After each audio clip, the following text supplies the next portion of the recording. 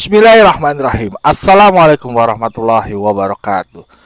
Sobat ngabarin kabar terkabar. Semoga selalu dalam keadaan sehat walafiat, serta diberikan rezeki yang halal, berkah, lancar, dan juga banyak. Pak Hasto udah jadi tersangka, entah di mana sekarang. Tahu-tahu nongol pidato. Bukannya nyerahin diri ke KPK atau bagaimana lah. Dia malah bikin pidato. Emang nih luar biasa sekjen kita ini. Kepala batu keras. Bahkan dalam pidatonya beliau ini masih saja menyinggung 3 periode. Demokrasi, hancurnya demokrasi. Bawa-bawa nama Pak Karno segala. Nggak tahu malu ya. Pak Karno itu kan milik semua bangsa. Nggak hanya satu. Milik semua warga negara maksud gua. Nggak cuma satu partai, 2 partai, atau satu orang saja. Ya, Pak Karno adalah milik bangsa Republik Indonesia ini. Ya. Nah ini nih. Bagaimana sih kebenarannya? Nah, gue punya salah satu video ya dari sebuah wawancara di Liputan 6 nih. Dan beliau ini adalah jurnalis juga, mempunyai buktinya, fakta. Jadi nggak bisa lah ini dibilang kasus kriminalisasi. Ini tinggal butuh waktu saja lah. Kalau untuk Pak Hasto itu bakal ditersangkakan. Karena kalau kita lihat berita-berita atau tanggapan-tanggapan orang bahwasannya yang ahli hukum, ya memang ada keterlibatannya Pak Hasto dan itu bukti. Lalu mau apa lagi gitu. Kita kan sebagai warga negara maunya para pemimpin kita tuh memberikan contoh. Kalau udah salah, ya jangan kabur, datang aja ke KPK, jelasin, klarifikasi bener apa kagak. Kalau salah, udah tinggal borgol, jalani hukuman. Ya begitulah. Kita kan seneng jadi warga negara, ini hukum berjalan. Jangan karena kesalahan hukum didalikan politisasi atau kriminalisasi. Ya udah jalanin aja. Jangan bentar-bentar nyinggung Pak Jokowi, nyalain Pak Jokowi. Aneh. Ya, ini mari kita simak video dari jurnalis Liputan 6 ya ini. Yang menurut gue sih keren sih ini. Fakta dan mungkin bisa jadi panutan ya. Apa tuh? Tontonan lah yang menarik. Mari kita simak bersama videonya. Let's go. Gitu ya, Vin? Ini ada Ekmal Muhammad juga. Kita adalah wartawan-wartawan di lantai 9 Liputan 6 SCTV. Ini lagi rame. Sebetulnya ramenya itu udah dari tahun 2020 ya. 2020. Iya. Tapi hari ini lu dapat apa yang eksklusif? Hari ini sebenarnya tuh mempertegas temuan kita sih kok. Menurut gue ya.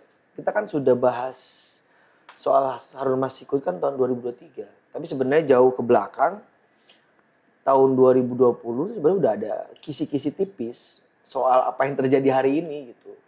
Sebenarnya dugaan-dugaan itu dulu ada. Gitu. Nah hari ini kan Harun Masiku jadi tersangka. Apa yang menegaskan? Bukan Harun Masiku dong. Kok Harun Masiku?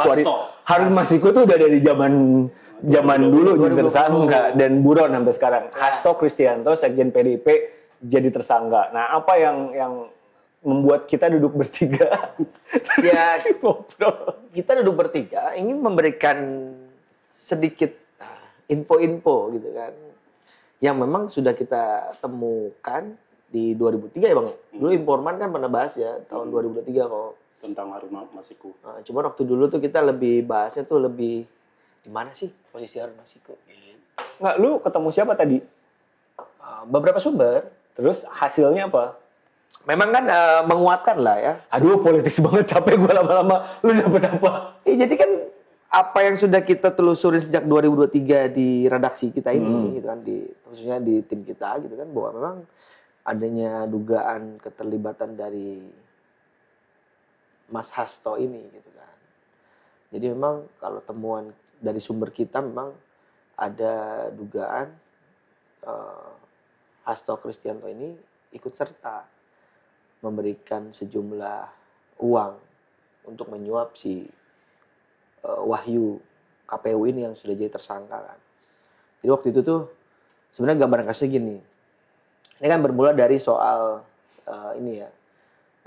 adanya pergantian PAW kan dari kader anggota legislasi PDIP kan sudah satu Sumsel ya. Waktu itu almarhum kita sebut nggak apa ya Nazrudin Kemas meninggal kan.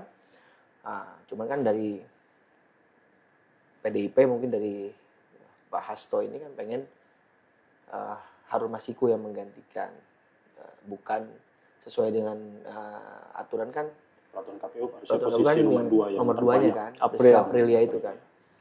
Tapi karena keinginan Pak Hasto ini pengen supaya Harun Masiku kan menggantikan si Rizky Aprilia ini, akhirnya mengutuslah beberapa utusan gitu kan untuk bermanuver gitu, di antaranya kan DTI yang disebut kan Donitri Istiqomah itu kan sama Saiful Bahri. Ini buktinya apa? Lu dapat apa? Apa yang lu lihat? Nah, kalau dari sumber memang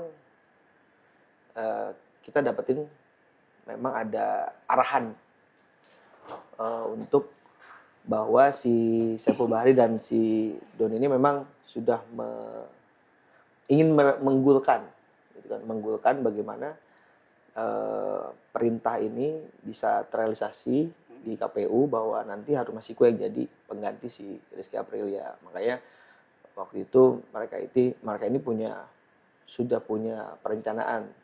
Kalau dari hasil sumber yang kita dapat memang dari percakapan kedua orang ini nih, si DTI Donitri ini dan Saiful Bahri, sebenarnya angkanya itu bukan yang seperti yang digambarkan oleh pemberitaan yang sekarang kan, yang 600 juta. 850 juta. Sebenarnya awalnya itu ada 2,5 miliar sebenarnya. Gede ya? Gede. Ini percakapannya lu dengar? Dengar. Bentuknya apa, Vin? Suara. Jadi Percakapan suara gitu. sadapan lah berarti ya. Ini dari sumber lah, gitu kan, dari sumber bahwa Doni dan Saiful Bahri ini melakukan percakapan bahwa mereka membutuhkan dana sekitar 2,5 miliar, yang 1,5 miliar ini untuk meloloskan, mengamankan di KPU, dan 1 miliar ini, 1 miliar lagi sisanya itu untuk kalau percakapan mereka itu diserahkan 1 miliar ini 500 ke DPR, 500 ke Setnek. Wow, DPR sama Setnek. Nah, gue nggak tahu nih maksudnya apa, gitu kan? Ini kita mesti tanya ke mereka sih. Iya. Tapi itu tergambar di bukti percakapan, ada percakapan dari sumber itu ada. Dengar itu tadi. Iya. Nah, 1,5 miliar ini sebenarnya untuk pengamanan KPU kan, yang Wahyu Setiawan jadi tersangka itu. Tapi baru terrealisasinya kan sesuai dengan OTT-nya KPK itu kan 850 juta. OTT itu 2020 ya? 2020. Oh, 5 tahun yang lalu. Ya, sisanya belum. Boleh gue sebutin, boleh gue bacain nggak? Mempertegas. Coba bacain aja. Dari sumber ya. Iya. Kan nanti kalau nggak apa tinggal diedit. Diedit ya. Jadi gue tuh dapat dari sumber tuh bukti chat antara Hasto dan Saiful Bahri gitu kan. Di situ Hasto memang jadi Saiful Bahri ini selalu memberikan, Ini valid ya? iya dari sumber ya, memberikan laporan kepada Hasto terkait untuk masalah pengamanan Harun Masiku ini kan. Jadi sebelum OTT bulan Desember itu memang si Saiful Bahri ini sering melaporkan proses pengamanan ini gitu kan. Jadi dia izin misalnya sudah ketemu Harun Masiku membahas ini, itu lapor tuh Saiful Bahri ke Hasto gitu kan. Terus Hasto juga memberikan info kepada Saiful Bahri bahwa dia sudah nyiapin uang. Terbukti di percakapan itu jelas Hasto menyampaikan tadi ada 600, yang 200 dipakai untuk kegiatan lain gitu kan. Jadi dia bisa transfer 400 gitu kan. Dan di percakapan antara Sepu Bahri dan Hasto pun juga setelah itu Sepu Bahri melaporkan bahwa izin Mas Hasto gitu. Hari ini Harun Masiku sudah menggeser uang. Nah, itu dikuatkan dengan bukti chat lain antara Sepu Bahri dan Doni. Doni juga sempat membahas soal uang ini, bahwa Doni di situ menjelaskan ya kepada Sepu Bahri bahwa Mas Hasto ngasih 400 nih, gitu. Yang harusnya yang nanti 600 lagi dari Harun. Gitu.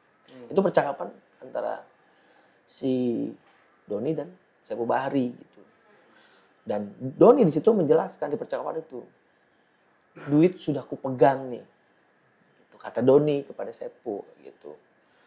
Nah disitulah mereka akhirnya berjanjian ketemu. Oke, ketemu di mana? Ini kapan nih kejadian? Itu kejadiannya sekitar bulan Desember itu. 2020. 2019. Oh, 19, sorry. OTT kan Belum OTT. 2020 Kan Januari, 8 Februari. Jadi dari dua bukti itu yang kita dapat dari sumber itu bahwa sudah jelas tuh kan bahwa emang ada dugaan keterlibatan dari Hasto. Kenapa Hasto kekeh banget pengen PAW? Nah itu. Harun Masiku. Coba tanya Glenn. Ya, begitulah sobat-sobat. Tadi jurnalis dari Liputan 6 menjelaskannya. Ini kalau lo mau lengkapnya ada di Liputan 6 channel YouTube-nya ya. Itu sangat detail, sangat jelas itu. Beliau itu memaparkan isi chatnya.